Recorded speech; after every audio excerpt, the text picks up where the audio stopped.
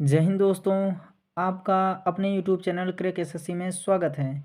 So guys, आज के इस वीडियो में देखने वाले हैं जो आपका एसएससी एमटीएस 2023 में जो न्यू वैकेंसी आई है, जिसका एग्ज़ाम अप्रैल में होने वाला है, उसके लिए टॉप मोस्ट इम्पॉर्टेंट क्वेश्चंस को इस वीडियो में डिस्कस करने वाले हैं। और मैं आपको ये 100% गारंटी देता हूँ कि आपके एसएससी एमटीएस 2023 के एग्ज़ाम में यहाँ से प्रश्न ज़रूर पूछे जाएंगे। तो वीडियो को लास्ट तक ज़रूर देखिएगा। आप सभी से रिक्वेस्ट करता हूं कि अभी तक आपने मेरे चैनल को सब्सक्राइब नहीं किया है तो एसएससी एमटीएस का डेली एग्जाम ओरिएंटेड वीडियो पाने के लिए क्रैक एसएससी चैनल को सब्सक्राइब ज़रूर कर लीजिए। तो चलिए चलते हैं, वीडियो को स्टार्ट करते हैं। तो हमारा पहला क्वेश्चन कह रहा है कि भारत का सबसे प्राचीन वेद कौन सा है। तो भारत का सबसे प्राचीन वेद हमारा ऑप्शन बी राइट आंसर हो जाएगा, ऋग्वेद है। कौन सा वेद है? ऋग्वेद है। इसके इंपॉर्टेंट पॉइंट्स को भी हम लोग देख लेते हैं। ऋग्वेद में 10 मंडल, 1028 सूक्त एवं 10,462 ऋचाएँ हैं। और कह रहा है ये ऋग्वेद किसके द्वारा लिखा गया है? तो विश्वामित्र द्वारा रचित ऋग्वेद के तीसरे मंडल में प्रसिद्ध गायत्री मंत्र भी है। तो क्वेश्चन पूछा जाता है कि प्रसिद्ध गायत्री मंत्र किस वेद में है? तो ये ऋग्वेद में है। और ऋग्वेद के किस कौवे मंडल में है? तो तीसरे मंडल में है। और 9वें मंडल में कौन से देवता हैं? तो देवता सोम का उल्लेख किया गया है। 9वें मंडल में देवता सोम का उल्लेख किया गया है।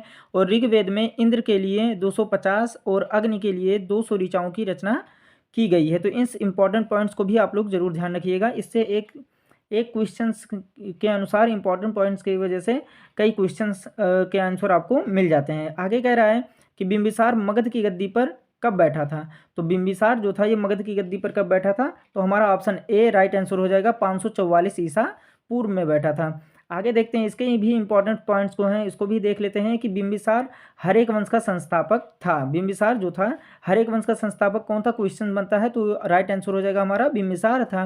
और बिंबिसार किस धर्म का अनुयायी था? तो वह बौद्ध धर्म का अनुयायी था। और बिंबिसार ने ब्रह्मदत्त को हराकर अंग राज को मगध में मिला लिया। और बिंबिसार ने राजगृह का निर्माण कर उसे अपनी राजधानी बनाया। तो ये पूछा जाता है, क्वेश्चन बनता है कि बिंबिसार ने अपनी राजधानी किसे बनाया? तो राजगृह को बनाया था।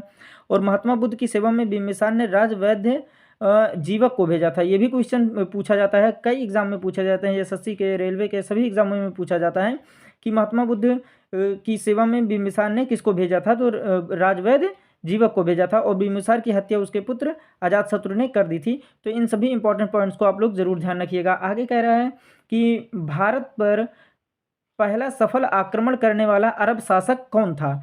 तो ये कौन था? हमारा राइट आंसर हो जाएगा ऑप्शन डी, मोहम्मद बिन कासिम था। तो इसके इंपॉर्टेंट पॉइंट्स को भी देख लेते हैं कि अरबों ने सिंध पर 712 ईस्वी में विजय पाई थी। अरबों ने जो सिंध पर 712 ईस्वी में विजय पाई थी। और अब अरब आक्रमण के समय सिंध पर किसका शासन था?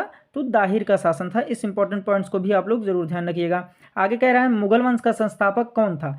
तो मुगल वंश का संस्थापक कौन था? वो बाबर था। तो ऑप्शन ए हमारा राइट आंसर हो जाएगा। इसके इंपॉर्टेंट पॉइंट्स को देख लेते हैं कि बाबर का शासनकाल कब से कब तक था। ये अभी एग्जाम जो हुआ था एसएससी सीजीएल 2022 का, उसमें ये क्वेश्चंस पूछा गया था कि बाबर का शासनकाल कब से कब तक था। तो 1526 से लेकर 1530 ईस्वी तक था। तो ये सब प्रीवियस ईयर भी क्वेश्चन को कवर कर रहे हैं हम लोग। तो अगर आपको वीडियो पसंद आए तो एक लाइक ज़रूर कीजिए। और बाबर के पिता उमर शेख मिर्ज़ा थे। और बाबर फरगान की गद्दी पर 8 जून 1494 ईस्वी में बैठा। आगे कह रहा है कि बाबर भारत पर 5 बार आक्रमण किया। बाबर ने भारत पर कितने बार आक्रमण किए थे? तो 5 बार आक्रमण किए थे। और बाबर द्वारा लड़े गए प्रमुख युद्ध हैं, उनको भी हम डिस्कस कर लेंगे इसी वीडियो में। अब कह रहा है कि बाबर जो पानीपत का युद्ध लड़ा था, पानीपत का प्रथम युद्ध जो हुआ था, ये कब हुआ था? तो 1526 ईस्वी में हुआ था। और किसके किसके बीच में हुआ था? तो इब्राहिम लोदी एवं बाबर के बीच में हुआ था। और इसमें क्या था? बाबर जो था वो विजयी हुआ था। खानवा का युद्ध बाबर ने ही लड़ा था। तो खानवा का युद्ध कब हुआ था? तो 1527 ईस्वी में हुआ था। और ये किसके? राणा सांगा एवं बाबर के बीच में हुआ था। और ये इसमें भी क्या था? बाबर विजयी हुआ था। चंदेरी का युद्ध कब हुआ था? तो 1528 ईस्वी में हुआ था। और ये मेदिनी राय एवं बाबर के बीच में हुआ था। और इसमें भी क्या था? बाबर विजयी हुआ था। आगे कह रहे घाघरा का युद्ध। तो घाघरा का युद्ध जो हुआ था 1529 ईस्वी में हुआ था। और ये अफगानों एवं बाबर के बीच में हुआ था। और इसमें भी क्या था? बाबर विजयी हुआ था। अब देख लेते हैं कि 1530 ईस्वी को आगरा में बाबर की क्या हो गई थी? मृत्यु हो गई थी। तो ये भी पूछा जाता है कि बाबर की मृत्यु कब हुई थी, तो 1530 ईस्वी में। और कहाँ हुई थी, तो आगरा में हुई थी। और बाबर के शव को आगरा के आराम बाग में दफनाया गया था और बाद में उसे काबुल ले जाया गया। तो ये बाबर के शव को आगरा में कहाँ दफनाया गया था, तो आराम बाग में दफनाया गया था। तो इन सभी इंपॉर्टेंट पॉइंट्स को भी जरूर ध्यान रखिएगा, ये क्वेश्चंस पूछे जाते हैं। आगे कह रहा है कि लंपट मूर्ख के नाम से किसे जाना जाता है, तो लंपट मूर्ख के नाम से ऑप्शन हमारा बी राइट आंसर हो जाएगा, जहांदार शाह को। जहांदार शाह को लंपट मूर्ख के नाम से जाना जाता है। इसके कुछ इंपॉर्टेंट पॉइंट्स हैं, उसको हम ध्यान दे लेते हैं कि बहादुर शाह का पूर्व नाम जो था वो क्या था, मुअज्जम था बहादुर शाह का। और बहादुर शाह को शाह खबर के उपनाम से भी पुकारा जाता था। तो इस इंपॉर्टेंट पॉइंट्स को जरूर ध्यान रखिएगा। आगे कह रहा है फर्रुखसियार। फर्रुखसियार को मुगल वंश का घृणित कायर कहा गया है। किसको, ऐसे पूछ लिया जाता है, क्वेश्चन बन जाता है कि मुगल वंश का घृणित कायर किसे कहा गया है, तो फर्रुखसियार को कहा गया है। और रंगीला बादशाह किसे कहा गया है, तो ये मोहम्मद शाह को रंगीला बादशाह कहा जाता था। तो इन सभी इंपॉर्टेंट पॉइंट्स को जरूर ध्यान रखिएगा।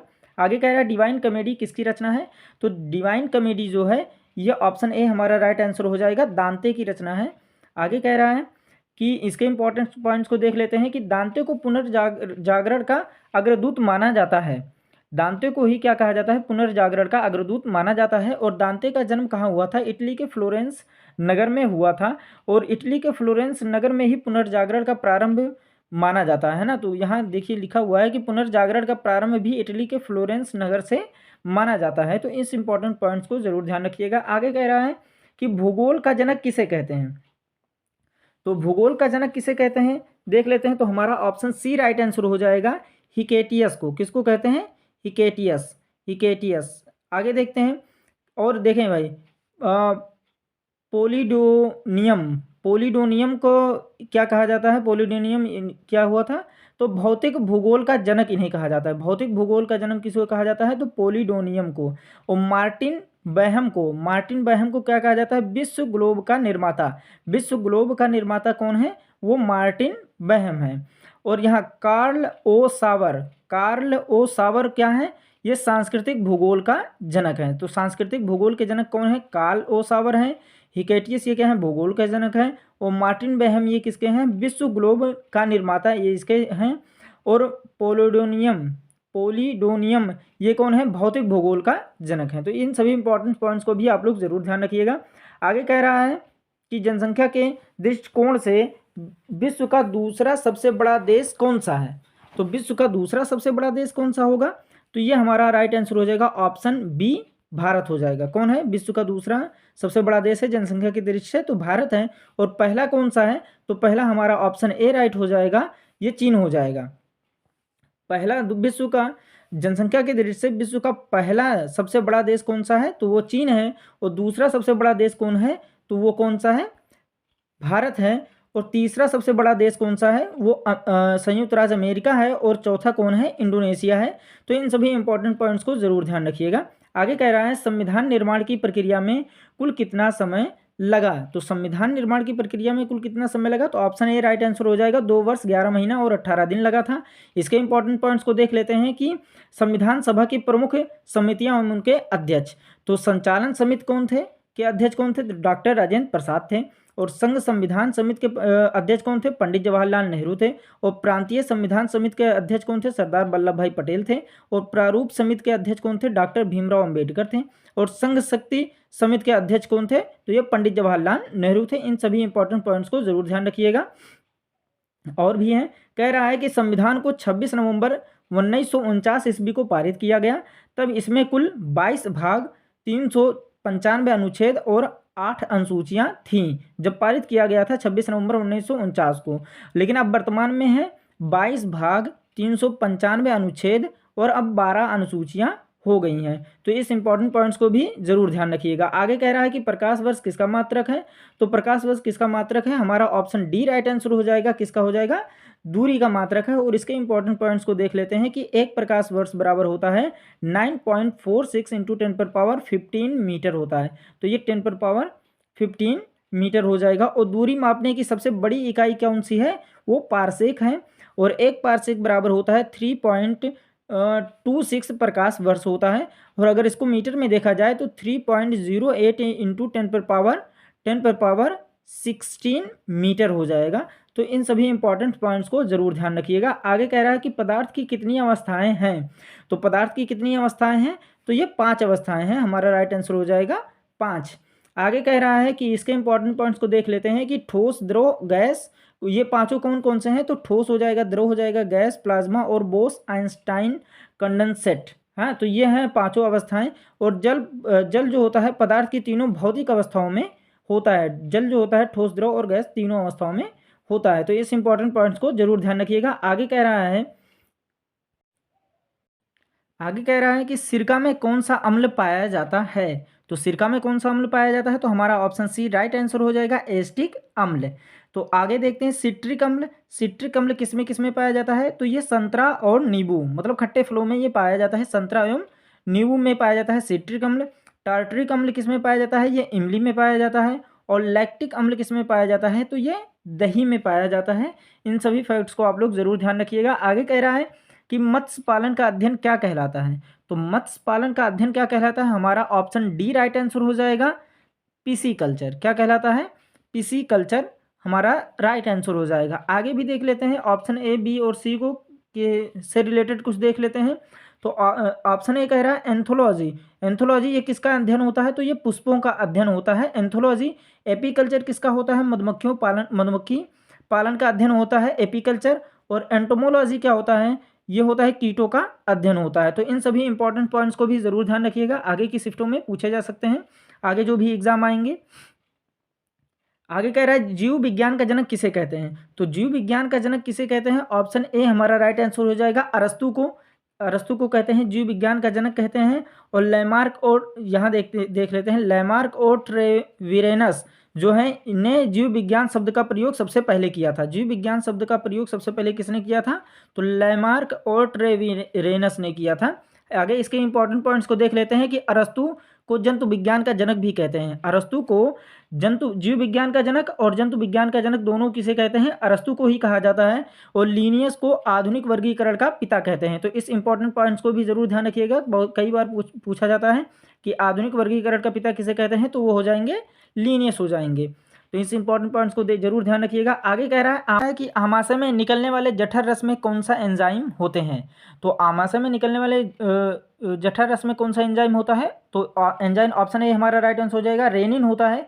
और एक जठर रस से निकलने वाला एक और एंजाइम होता है जिसे पेप्सिन कहते हैं, है ना। तो इस इंपॉर्टेंट पॉइंट्स को जरूर ध्यान रखिएगा। आगे देखते हैं, इसके इंपॉर्टेंट पॉइंट्स भी बहुत सारे हैं, तो इनको भी हम कवर करते हुए चलेंगे। कि कह रहा है भोजन के आमाशय में पहुंचने पर पाइलोरिक ग्रंथियों से जठर रस निकलता है और यह हल्का पीले रंग का अम्लीय द्रव होता है। कैसा होता है, अम्लीय द्रव होता है। आमाशय के ऑक्सिंटिक कोशिकाओं से हाइड्रोक्लोरिक अम्ल निकलता है और हाइड्रोक्लोरिक अम्ल भोजन को क्या कर देता है, अम्लीय बना देता है। क्या करता है, भोजन को अम्लीय बना देता है, जिससे लार की टाइलिन की क्रिया क्या होती है, समाप्त हो जाती है।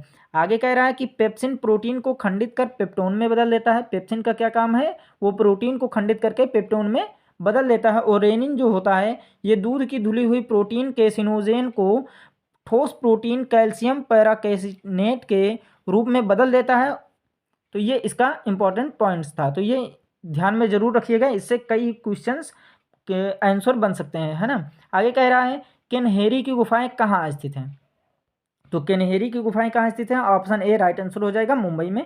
और इसको किसने बनवाया था, तो बौद्धों द्वारा बनवाया गया था। आगे कह रहा है कि आगे जो है मुंबई में बहुत सारे जो हैं वो स्थित हैं, तो उनके बारे में देख लेते हैं। कि मुंबई में एलिफेंटा की गुफाएं स्थित हैं, इसको किसने बनवाया था, तो राष्ट्रकूटों द्वारा बनवाया गया था। और हाईकोर्ट है, हाईकोर्ट मुंबई में हाईकोर्ट भी स्थित है, तो उसको किसने बनवाया था, तो ब्रिटिश सरकार द्वारा बनवाया गया था। और तारापुर का मछली घर भी है। और प्रिंस ऑफ वेल्स म्यूजियम है, उसको किसने बनवाया था, तो जॉर्ज पंचम ने बनवाया था। और गेटवे ऑफ इंडिया भी है मुंबई में, तो इसको किसने बनवाया था, जॉर्ज विठल क्लार्क ने बनवाया था। और एक और है अफगान चर्च है, वो भी मुंबई में है, तो इसको किसने बनवाया था, ब्रिटिश सरकार ने बनवाया था। तो ये सब सारी चीज़ें मुंबई में स्थित हैं, और उसको जो बनवाए थे उनको भी बारे में भी बता दिए। तो इन सभी इंपॉर्टेंट पॉइंट्स को जरूर ध्यान रखिएगा, हर एक एग्जाम में इससे क्वेश्चंस बनते हैं। और आप लोगों को पता रहेगा तो आसानी रहेगी। आगे कह रहा है निम्न में से सितार वादक कौन थे। तो निम्न में से सितार वादक कौन है, तो इनको हम देख लेते हैं। हमारा ऑप्शन बी राइट आंसर हो जाएगा, उमाशंकर मिश्र। उमाशंकर मिश्र जो है ये क्या है, सितार वादक हैं। और सितार से रिलेटेड हम कुछ इंपॉर्टेंट पॉइंट्स को भी देख लेते हैं कि सितार का आविष्कार अमीर खुसरो ने किया था। तो सितार का आविष्कार किसने किया था, तो अमीर खुसरो ने किया था। और सितार जो है ये वीणा और ईरानी तंबूरा का मिश्रण है। सितार जो है ये वीणा और ईरानी तंबूरा का क्या है, मिश्रण है। और सितार में कितने तार होते हैं, तो वो 7 तार होते हैं। सितार में 7 तार होते हैं। और कुछ इंपॉर्टेंट सितार वादक भी दे दिए हैं, जैसे पंडित रविशंकर हो गए, ये भी सितार वादक हैं। निखिल बनर्जी, विलायत खान, बंदे हसन, शाहिद परवेज, बुद्धादित्य मुखर्जी, ये सब क्या है, सितार वादक हैं। तो इन इंपॉर्टेंट पॉइंट्स को भी जरूर में ध्यान रखिएगा। आगे कह रहा है निम्न में से शास्त्रीय नृत्य भरतनाट्यम के कलाकार कौन हैं। तो हम देख लेते हैं। ऑप्शन हमारा ए राइट आंसर हो जाएगा, कौन है, रुक्मणी देवी हैं। शास्त्रीय नृत्य भरतनाट्यम के कलाकार कौन है, रुक्मणी देवी हैं। तो इससे इंपॉर्टेंट पॉइंट्स को भी देख लेते हैं कि भरतनाट्यम को साधिर अट्टम भी कहते हैं। भरतनाट्यम को किस नाम से जाना जाता है, और साधिर अट्टम के नाम से जाना जाता है। भरतनाट्यम किसका, कहाँ का शास्त्रीय नृत्य है, तो ये तमिलनाडु का शास्त्रीय नृत्य है। और इसमें एक साथ 3 कलाओं भावम, रागम और तालम का समावेश होता है। और यह भरत मुनि के नाट्यशास्त्र पर आधारित है। भरत मुनि जो नाट्यशास्त्र लिखे थे उन्हीं पर आधारित ये भरतनाट्यम है। और भरतनाट्यम भारत का राष्ट्रीय नृत्य भी है। तो इस इंपॉर्टेंट पॉइंट को जरूर में ध्यान रखिएगा कि भरतनाट्यम भारत का राष्ट्रीय नृत्य है। आगे देखते हैं। अगर आपको वीडियो पसंद आई हो तो एक लाइक ज़रूर कर दीजिए, और कमेंट में ये करके बताइए अगर आपको कुछ नया सीखने को मिला है, तो कमेंट में ज़रूर लिखिए कि आपको क्या नया सीखने को मिला है। आगे देखते हैं। कह रहा है निम्नलिखित क्रांतिकारियों में से किसे मास्टर दा के नाम से जाना जाता है। तो मास्टर दा के नाम से किस क्रांतिकारी को ना जाना जाता था, तो ये ऑप्शन बी राइट आंसर हो जाएगा, सूरसेन को। सूरसेन, ये प्रीवियस ईयर का क्वेश्चन है। जितने भी हैं सब सारे प्रीवियस ईयर के क्वेश्चन हैं, तो आप लोगों के लिए बहुत इंपॉर्टेंट होंगे एसएससी एमटीएस वालों के लिए। आगे देखते हैं। राम प्रसाद बिस्मिल को, राम प्रसाद बिस्मिल को किस नाम से जाना जाता था, इनका उपनाम था राम और बिस्मिल, दोनों के नाम से जाना जाता था, इनका ये उपनाम था। और अशफाकुल्ला खान का उपनाम क्या था, हसरत के नाम से जाना जाता था। तो इन इंपॉर्टेंट पॉइंट्स को भी जरूर ध्यान रखिएगा। आगे कह रहा है काफुली निम्नलिखित में से किस राज्य का एक स्वादिष्ट व्यंजन है। तो काफुली जो है ये किस राज्य का स्वादिष्ट व्यंजन है, तो ये उत्तराखंड का स्वादिष्ट व्यंजन हो जाएगा। सिक्किम का स्वादिष्ट व्यंजन के बारे में देख लेते हैं। तो सिक्किम का स्वादिष्ट व्यंजन हो जाएगा फाग सापा।